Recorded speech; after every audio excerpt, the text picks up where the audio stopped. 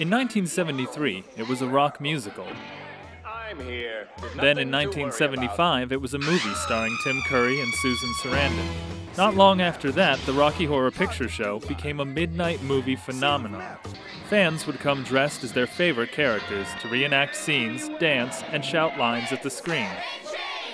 Today, it's an endless party.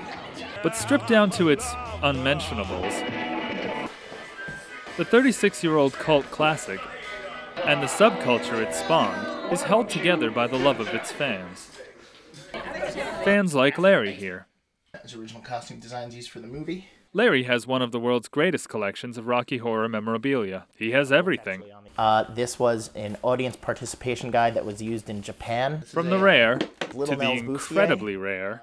These shots were actually taken in the movie.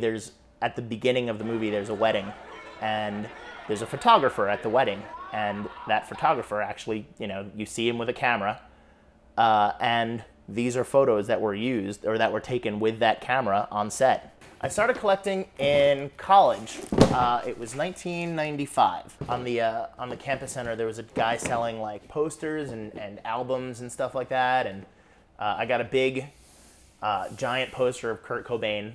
And as I was going through it, he also had Rocky Horror stuff.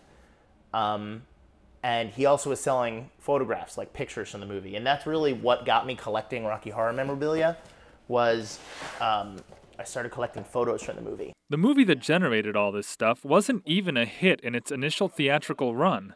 So why has its appeal lasted so long? I know it's weird comparing Rocky Horror to the Bible, but it's true. It's Brad and Janet suddenly taste forbidden fruit. Frank is that snake, and Riff Raff at the end with his fiery sword is the angel kicking him out of the Garden of Eden, and now Brad and Janet have their eyes opened, and they know more tthan they knew before. The Bible. The other part is the music. I mean, good story, great rock and roll music.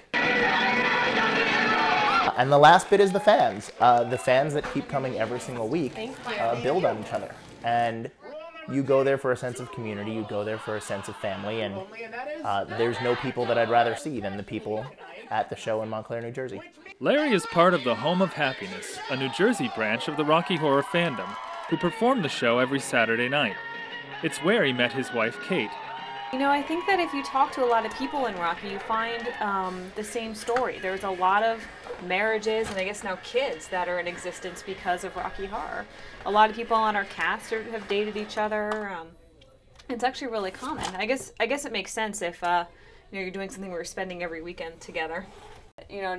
Not only, like you mentioned, did I meet my husband here, but my best friends all do Rocky Horror. And it's, how many people can say that they get to go party with their best friend every single week?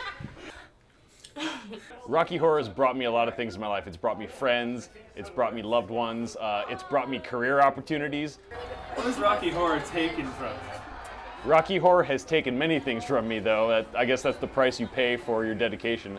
I've lost $250,000. I've lost 2 movie theaters and a nightclub for my dedication to Rocky Horror. I've lost many girlfriends, but more than anything, I've lost my shame. You would think Paul never had a sense of shame the way he struts in those heels as the lingerie-wearing Dr. Frankenfurter.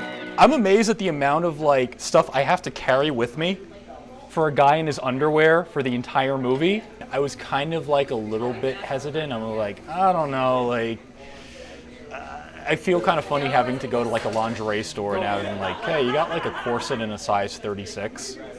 But eventually, I just was like, you know what, why not?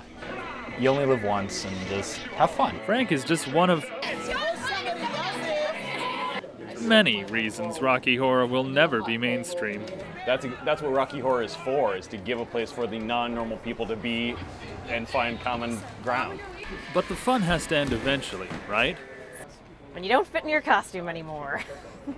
Yeah, Cats ended. Rocky Horror's lasted longer than Cats, and I honestly think will. So long as there's a movie theater that's willing to play Rocky Horror, then Rocky Horror will have a place in a movie theater. And so long as I'm around, I'll do my damnedest to make sure that there are movie theaters showing Rocky Horror. The show must go on. So let's